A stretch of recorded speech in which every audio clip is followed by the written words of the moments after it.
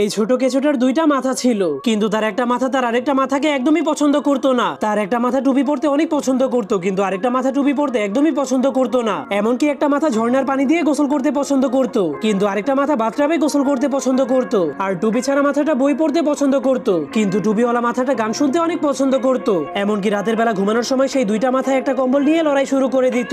এরপর একদিন টুপি ছাড়া মাথাটা আপেল খাওয়ার জন্য একটা আপেল গাছে উঠতে শুরু করে দেয়, যার কারণে সেই টুপিওয়ালা মাথাটা অনেক ব্যথা পাচ্ছিল।